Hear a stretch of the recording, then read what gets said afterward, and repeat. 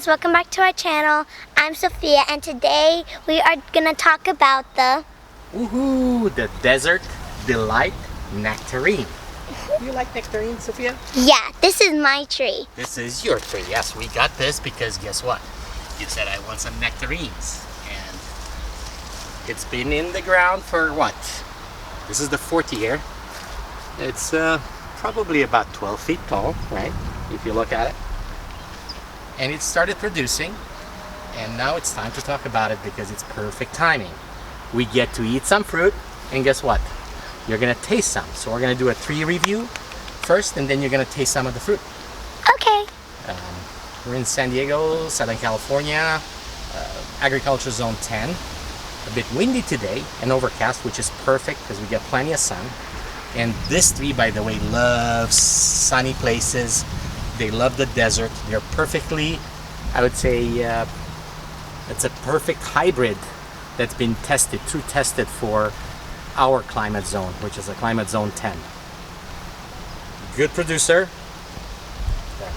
If you like nectarines, of course we're gonna give that a shot in a minute. It loves low chill hours, and so it is designed for I would say more of a drier climate. They love well draining soil. I mulch, and we also grew good soil so they can grow. And I keep it trimmed, so I don't want to have it any taller than this, which is probably about 12 feet. I'd say about 2.5 meters or so, which is plenty for us. Okay? Yeah.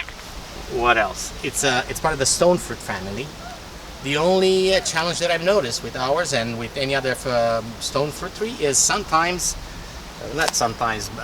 it will be affected by some of the fungus. I tried to get rid of it, but overall, if you have good soil and the tree is healthy and it has a good immune system like anything else, it will do well. You would not be bothered by the typical fungus. Other than that, it's very easy to grow. It's kind of no concerns. And another thing is you have to cover this tree, or you have to pick them earlier. It's early in the season. It's May 15th. It's Saturday, and let's try this because we're talking a lot. Let's try one. Gonna take one. I'm gonna take a good one. Yeah, take a good one. Take a big one. Oh, this one is good. Yeah, rotate it and get it off. Nice. This is a good one. It is a good one. Kind of big. Kind of big. Let's see. Cheers. Cheers. Okay, let's take a bite. You can bite off of it. You can eat the skin. The inside is yellow. It has like a big seed. Okay, open it up. Let's see. Ooh, nice. All right. Let me see the color. It's Yellow like inside, yellow flesh. It's a nice yellow. Not too sweet, and I think the not too sweet part is because we water it a lot and it's on the same watering cycle with other fruit trees, so we don't have the luxury on stopping unless I put a stopper for it to give it probably a little bit more, I would say, more sugar, allow it to gather more sugar, which is not necessarily a challenge.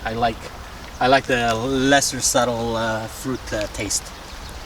Good? Is it crunchy? Is it in between crunchy and soft? It is. It's between crunchy and soft. Does it have a huge bit inside, or like a seed, a big seed? It does have a big seed. You just gotta eat very like deep so you can see the seed. So you can see a little bit around it. It does produce. It's not bad for a 4-year-old tree. Birds would love them, so they come in, they pick, and then they pick them off the ground. So you're gonna have some challenges. Net them or pick them off early like we do, otherwise you're not gonna get to taste them.